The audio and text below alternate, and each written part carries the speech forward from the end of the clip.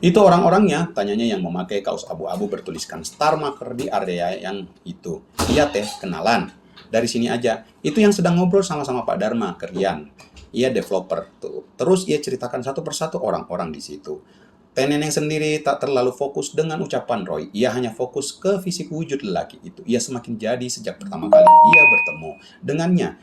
Ia terlihat makin tinggi. Apa ini perasaan Teh Neneng saja? Ia pun masih belum yakin. Dengannya yang menunjuk orang-orang di lapangan itu terlihat kekar, membuat Royhan terlihat tampan dan gagah. Kenapa kok ngeliatinnya gitu? Ujar Teh Neneng saat melihat Royhan berhenti bicara dan melihatnya. Gak apa-apa, sampai lupa Teteh aslinya cantik banget, ujar Royhan. Hihihi, Neneng tak percaya dengan apa yang didengarnya itu. Ada pria yang mencoba masuk, ucap Neneng dalam hati. Nah, ini juga. Nah, nah. Memang sejak awal ia sudah sedikit tertarik dengan Royhan semenjak ia tahu ia bisa dalam mengelola lahannya. Artinya terlihat lebih dari umurnya. Dan ia kaget juga ketika Royhan ingin mengelola tanah bekas suaminya ini karena dijualnya tanah ini membuat ia lebih dari cukup kehidupannya. Iya dong, kalau enggak gimana Pak Dharma mau? Ujarnya menjawab pernyataan Royhan tadi. Bukan sekedar cantik sih, ujar Roy yang terang-terangan melihat wanita itu. Berani sekali anak ini, ujar Teh Neneng dalam hati. Biasanya ketika ada yang tahu bila ia istri jawara, tidak ada yang berani berucap seperti itu di depannya. Anak ini beda. Apa dong?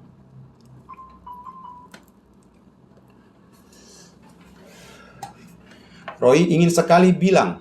Ini lagi ya.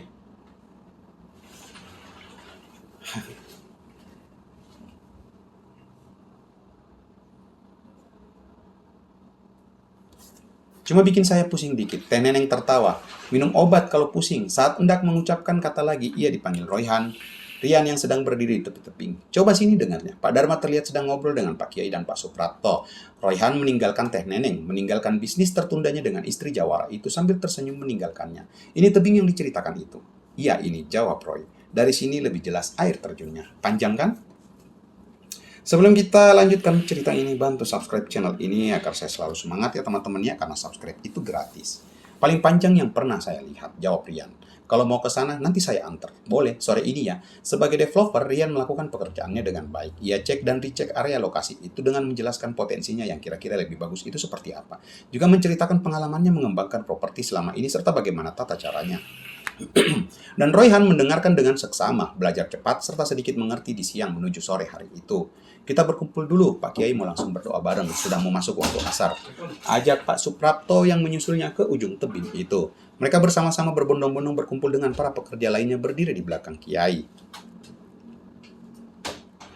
Saat Kiai melafalkan lafaz pertamanya, semuanya kusuk mendengar dan sama membaca seperti biasa. Sementara Sahla dan Bu Kiai semenjak tadi masih sibuk melepas kangen mereka di belakang bersama Ifah dan Aini. Mereka asik membicarakan kehidupan mereka setelah Sahla meninggalkan tempat ini. Saat di tengah-tengah obrolan, ada yang mengucap istighfar begitu keras sampai terdengar suara. Seperti orang jatuh. Astagfirullah, apa itu? Tanya Laila sambil melihat dan berjalan ke depan. Ternyata didapati suaminya terjungkal ke atas tanah. Orang-orang yang ikut berdiri di belakang Kiai saat doa itu berlangsung merasa kaget ketika sang Kiai terjungkal ke tanah. Ada apa ini, pikir mereka. Kenapa Kiai? Kenapa Abah Haji? Tanya mereka beruntun dari berbagai arah. Namun Kiai masih bisa berdiri sambil memasang kuda-kuda dan memperagakan sedikit tangannya ruang kosong yang ada di depan. Boim yang bertindak sebagai guru silat itu mengerti apa yang sedang dilakukan Kiai. Sebelum berjalan, ia berdiri di belakang Royan dan berbisik di telinganya. Pak Kiai diserang. Roy kaget. Diserang oleh apa? Siapa yang menyerang? Saat semua diliputi rasa panik, itu Pak Kiai berdiri sejajar dengan orang-orang di belakangnya. Semuanya jangan panik, ini cuma gangguan sedikit aja, ujar Ki Basri menenangkan para murid di depannya itu.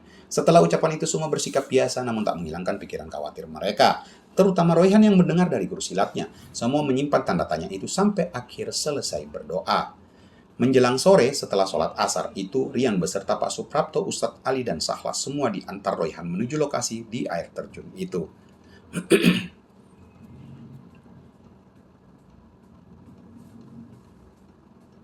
Mereka bersenang-senang di sana dan sepanjang itu pula Rian bercerita terus-menerus tentang pengalamannya mengembangkan properti selama ini. Agar Royan mengerti dan terjawab semua pertanyaan-pertanyaannya selama mandi dan main di sana, Royan memperhatikan secara seksama semua rencana dan konsep itu. Beruntung Sahla tak ikut mandi, pikir Rian, karena bila mandi akan lain cerita bila Rian melihatnya di cuaca yang dingin ini. Selama di pesantren itu, ia hanya sedikit berpikir tentang istri Ustadz Ali itu. Tak sabar sebenarnya ia menunggu pulang nanti. Setelah semuanya beres, pondasi-pondasi yang hendak dibangun itu sudah didoakan Kiai. Meskipun ada kejadian yang membingungkan tadi, semua peletakan rencana work in progress bertahap itu sudah dibagi jadwal targetnya.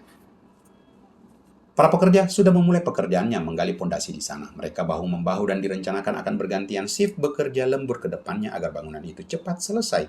Mimpi pun dibentangkan. Saat Roy melihat para pekerja yang mulai membangun itu, Roy dan Suprapto bangga bukan main. Perkumpulan The Gathering hari ini menghasilkan sesuatu yang positif.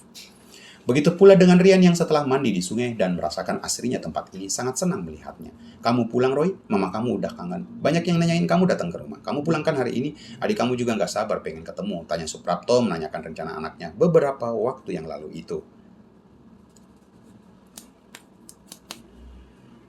Sebentar, Dad. Mungkin 2-3 hari lagi saya pulang. Saya belum tenang sebelum pembangunan pondasi ini berjalan dengan lancar. Suprapto bangga dengan kegigihan anaknya sampai menepuk bahunya. Harus sesuai dengan target yang ditentukannya. Ya, Dad. Pulang aja dulu. Saya juga mau lihat anak-anak yang stay di sini. Mau menjamin kebutuhan mereka. Takut ada apa-apa. Ujar Roy mengenai kru yang dibawa ayahnya. Ya sudah, ayah ninggalin 1 double kabin buat kelancaran kamu di sini. Sengaja ayah bawa 2 supaya buat kamu 1 di sini. Roy melihat 1 mobil yang terlihat gagah dan tinggi yang ditunjuk ayahnya sambil tersenyum. Ia berkata, makasih, Dad. Tapi awas, kamu harus pulang. Siap, Dad. Maghrib itu mereka mulai pamit menuju Kiai Basri. Dan setelah menjelaskan bahwa pembangunan sudah dimulai, di sini tugas Rian dan Suprapto sudah selesai, dan pembangunan itu akan selesai sesuai jadwal yang sudah ditentukan. Ia meminta doa ke Kiai untuk melancarkan proyek itu. Antum nggak mesti khawatir, saya yakin pasti lancar bila diurus Royhan.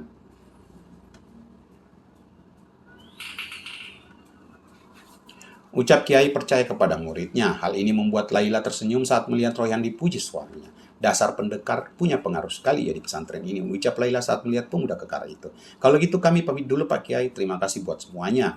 Iya sama-sama, abah kira antum semua mau pada nginep di sini. Laila udah nyiapin tempat. Iya Abah Haji, aku juga diomelin bunda karena gak nginep. Tapi nanti pasti kita kesini lagi kok, ujar Sahla yang ikut pamit. Ya sudah, hati-hati di jalan, Abah tunggu kedatangan selanjutnya, ujar Ki Basri. Mari Kiai kita pamit, semua ustazah yang hadir terima kasih semuanya. Assalamualaikum, ujar Suprapto sambil beranjak keluar. Waalaikumsalam. Mereka pergi dari pesantren sekitar pukul 5 lewat. Royhan sini, panggil Kiai saat rombongan ayahnya sudah naik ke atas dan pergi dari pesantren. Saya mau membicarakan kejadian tadi.